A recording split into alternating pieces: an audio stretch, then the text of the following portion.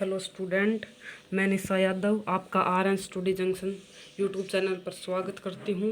हमने एक चैनल शुरू किया है आर एन स्टडी जंक्शन, जिस पे आपको एचएससी के एग्ज़ाम क्लियर करने के लिए मटेरियल प्रोवाइड किया जाएगा।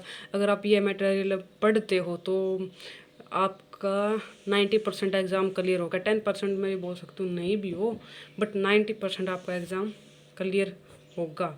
बस मैं जो वीडियो डाल रही हूँ उसको आप पढ़ते रहिए, उसी से आपका एग्ज़ाम्स क्लियर हो जाएगा। आज हम मेरी पहली वीडियो है। आज हम मैट्रिक्स से मैथ के एक टॉपिक मैट्रिक्स से पढ़ाई की शुरुआत करते हैं। तो हम मैथ से शुरुआत करते हैं, मैथ के मैट्रिक्स टॉपिक से। अगर हम किसी भी टॉपिक के बारे में पढ़ते तो हमें ये पता होना चाहिए कि वो क्या है, उसके अंदर क्या है, उसको कैसे लिखा जाता है, क्या है वो क्या। तो मैट्रिक्स की एक डेफिनेशन है। मैट्रिक्स एक सेट है एम और एन नंबर, इसमें एम और एन नंबर एलिमेंट है। ये रियल और कॉम्प्लेक्स, रियल फॉर्म में भी हो सकता है और कॉम्प्लेक्स फॉर्म में भी पाया जा सकता है, बट हम ये डेफिनेशन नहीं कर रहे। हमें समझने के लिए मैट्रिक्स करना, समझने के लिए हम ये बोल सकते हैं कि मैट्रिक्स एक डब्बा है। क्या है? डब्बा है, जिसमें ये लगा लो आप, ये बोल दो कि दो मेंबर रहते हैं। मैट्रिक्स एक डब्बा है, उसमें दो मेंबर रहते हैं। एक का नाम है रो और एक का नाम है कॉलम। भाई ये लगा लो, ये एक परिवार है, इसमें दो मेंबर हैं, एक रो है और एक कॉलम है, और इसके भी इन दोनों के भी बहुत सारे मेंबर्स हैं, जिसको आप एलिमेंट बोल सकते हो। ठीक है, क्या बोल सकते हो? एलिमेंट, जिसको आप एलिमेंट बोल सकते हो। ठीक है, जो एलिमेंट्स होते हैं ये बोलो। अब ये तो बता दिया मैट्रिक्स में दो होते हैं। दो में कितने होते हैं तो इनकी कोई लिमिट नहीं है, आप कितने तक भी लिख सकते हो इनको, एलिमेंट्स को। इसका एक सबका एक नाम होता है, ये एलिमेंट है। ठीक है, उस जो ये लगा लो, ये बोल दिया रो है, ये कॉलम है। इसको ये कैसे पहचानेंगे कि ये रो है ये कॉलम है? इसके लिए मैं आपको एक बात बताती हूँ। ये लगा लो, ये एक डब्बा है।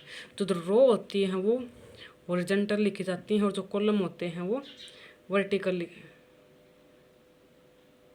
लिखे जाते हैं। जो रो होती है वो हॉरिजॉन्टल होती है, और कॉलम होते हैं वो वर्टिकल होते हैं। तो जो ऐसे लिखे जाएंगे डब्बे में वो तो रोज होगी, और जो ऐसे लिखे जाएंगे वो कॉलम्स होंगे। ठीक है, तो रो और कॉलम्स को, जो रो होती है उसको हम डिनोट करते हैं एम से ऑर्डर के लिए, और जो कॉलम होता है उसको हम डिनोट करते हैं एम एन ऑर्डर के लिए।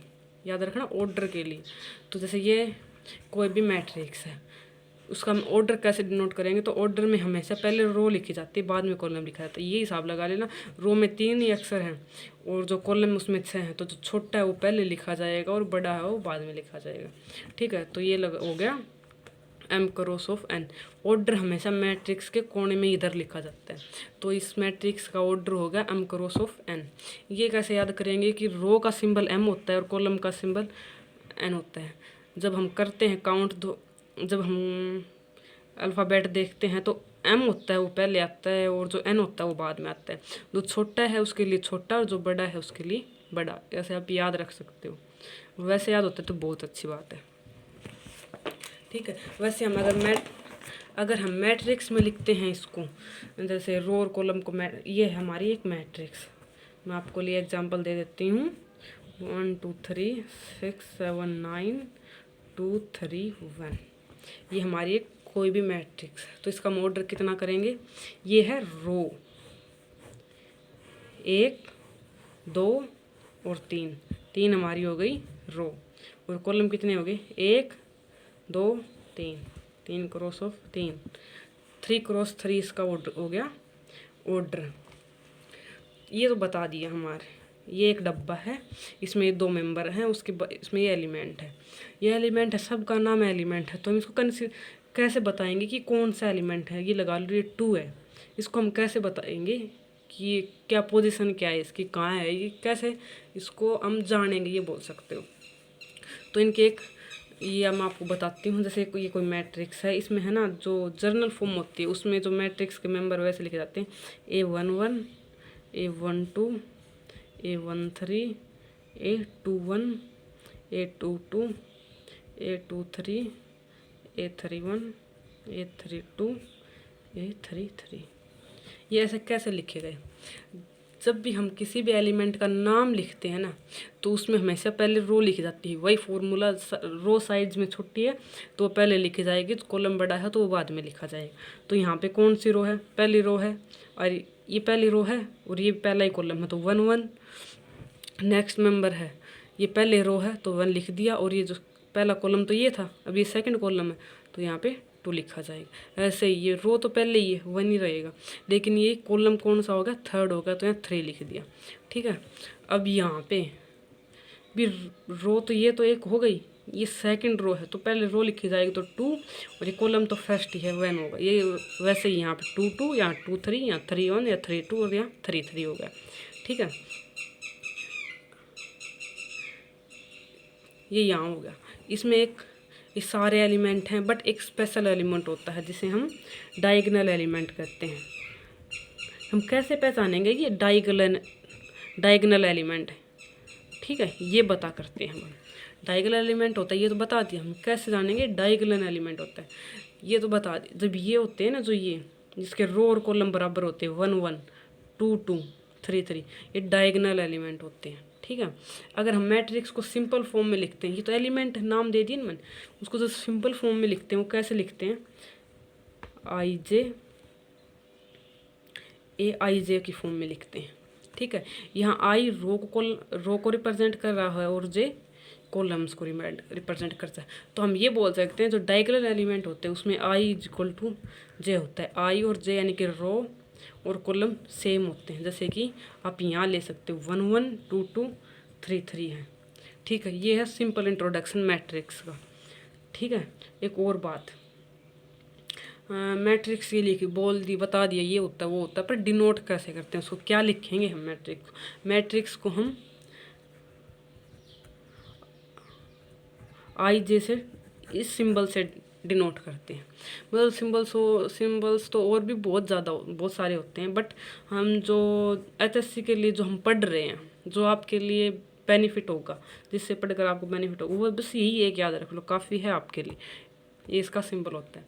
ये हमारा मैट्रिक्स का सिंपल इंट्रोडक्शन था। अब हम इसके टाइप्स देखते हैं, मैट्रिक्स कितने टाइप्स की होती है। मैट्रिक्स के बहुत ज़्यादा टाइप होते हैं। हम सबसे सिंपल से शुरुआत करते हैं। नंबर 1 होता है रो मैट्रिक्स।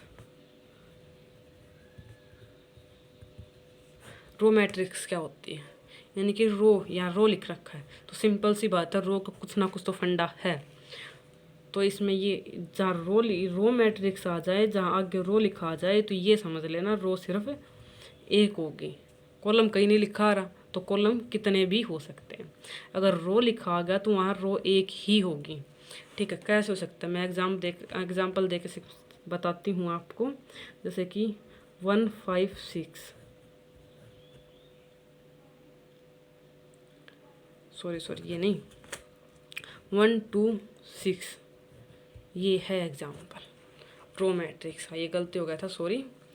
ये है एग्जाम्पल मैट्रिक्स का, रो मैट्रिक्स का। याद रखना, रो मैट्रिक्स का। इसमें रो एक ही है, कॉलम कितने हैं इसमें? 1। एलिमेंट बेशक ये एक ही हो, कॉलम तो है ये 1 2 3। यहाँ पे 3 कॉलम्स हैं और 1 रो है। अगर इसका आप ऑर्डर लिखेंगे तो क्या लिखेंगे? 1 क्रॉस ऑफ 3। ठीक है,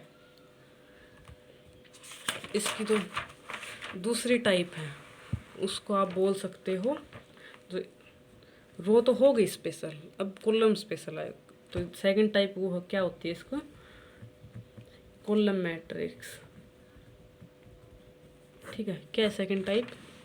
कॉलम मैट्रिक्स। इसकी सेकंड टाइप है कॉलम मैट्रिक्स, यानी कि कॉलम आ गया सबसे पहले। तो कॉलम का कुछ ना कुछ तो फंडा है। क्या फंडा है यहाँ पे? कॉलम सिर्फ एक होगा, रो कितने भी हो सकते हैं।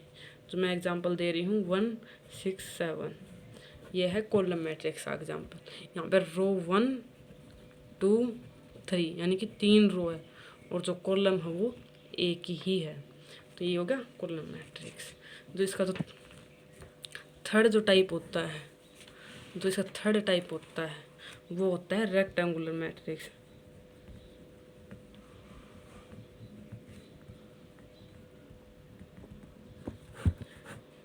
थर्ड टाइप होता है वो होता है रेक्टेंगुलर मैट्रिक्स।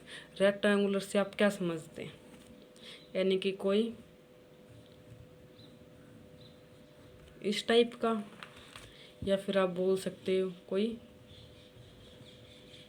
इस टाइप से, कुछ माइंड में इमेज आती है कि ऐसा कुछ हो सकता है। इसका मतलब क्या है कि ये और ये अनइक्वल है, और ये अनइक्वल है। इसमें भी यही इमेज आ रही है, ये और ये अनइक्वल है, ये और ये अनइक्वल। तो आप इससे एक कंक्लूजन निकाल सकते हो कि इसमें जो रेक्टेंगुलर मैट्रिक्स आगा तो वही है, एक डब्बा होगा उसमें एलिमेंट्स होंगे, ठीक है।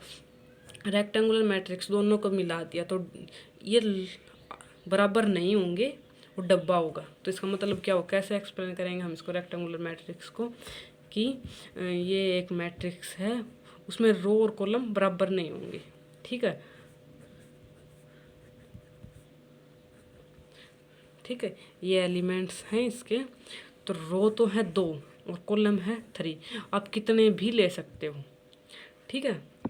रो और कॉलम ये नहीं है कि इतने ही लेना है, आप कितने भी रो और कॉलम ले सकते हो, लिमिट नहीं होती इसकी। इनफाइनाइट टाइम तक रो ले सकते हो, इनफाइनाइट टाइम तक कॉलम्स ले सकते हो। बट एक ये है कि आप बराबर नहीं कर सकते, जो m is equal to n नहीं कर सकते, जो m है वो नॉट इक्वल टू n होगा। रेक्टेंगुलर मैट्रिक्स की एक कंडीशन होती है, ठीक है। इसका ऑर्डर क्या होगा बताना एक बार मेरे को।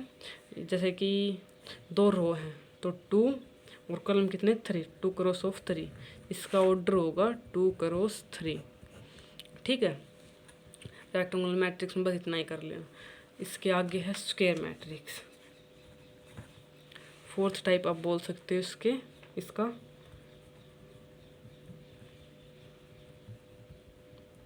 स्क्वायर मैट्रिक्स क्या होती है, स्क्वायर से आपको क्या, रेक्टेंगुलर से वो इमेज आई थी, स्क्वायर से क्या इमेज आ रही है आपके माइंड में कि मतलब ये बराबर हैं, चारों बराबर हैं ये, ठीक है। स्क्वायर से ये इमेज आ रही है। तो स्क्वायर मैट्रिक्स क्या होती है, मैट्रिक्स तो वही है एक डब्बा उसमें एलिमेंट्स हैं, और ये स्क्वायर ये बता रहा है कि सारे बराबर हैं, और मैट्रिक्स ये बता रही है कि एक डब्बा है उसमें एलिमेंट है। स्क्वायर मैट्रिक्स क्या बता रही है कि एक डब्बा है उसमें एलिमेंट हैं और उसके एलिमेंट बराबर हैं, 1 2 3 4, ये आप लिख सकते हो। इसमें ज़रूरी स्क्वायर का मतलब ये नहीं, ज़रूरी नहीं है कि इसमें 2 ही हों, 3 3 भी हो सकते हैं, 4 4 भी हो सकते हैं, 5 5 भी हो सकते हैं, कितने भी हो सकते हैं, ठीक है। बट ये हमेशा जो m है वो इक्वल टू n होगा। स्क्वायर मैट्रिक्स का ऑर्डर में क्या, इस स्क्वायर मैट्रिक्स का ऑर्डर क्या होगा, 2 क्रॉस 2, इसका ऑर्डर होगा 2 क्रॉस ऑफ 2, ठीक है। स्क्वायर मैट्रिक्स हो गया। अब आता है डायगोनल मैट्रिक्स। डायगोनल मैट्रिक्स क्या कहता है,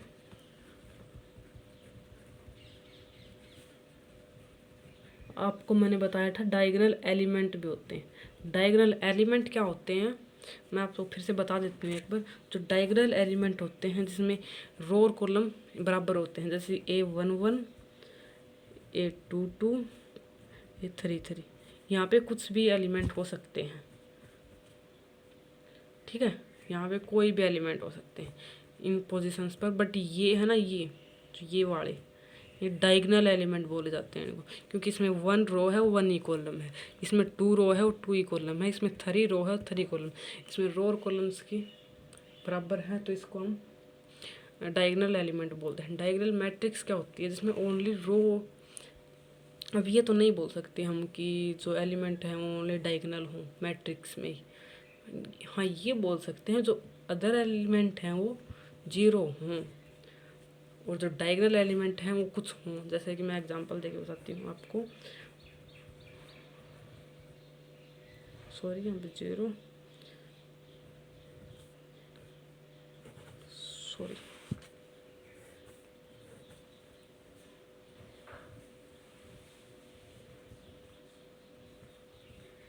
यहाँ पे जैसे ये हो गया, यहाँ पे जो डायगोनल एलिमेंट है 1 2 4, और बाकी के जितने भी एलिमेंट हैं वो 0 है, और जो ये हैं 1 2 4 ये एलिमेंट है, तो इसको डायगोनल मैट्रिक्स बोलेंगे।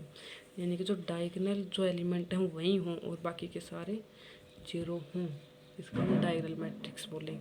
डायगोनल मैट्रिक्स के ये बोल सकते हैं आप, एक कंडीशन होती है। क्या कंडीशन होती है? वो हमेशा स्क्वायर मैट्रिक्स की फॉर्म में मिलेगी।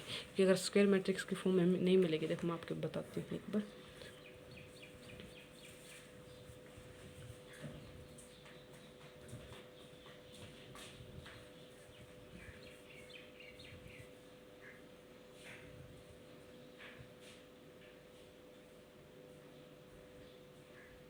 तो ये भी जीरो होगा। डायगोनल तो ये तीनों ही हुए,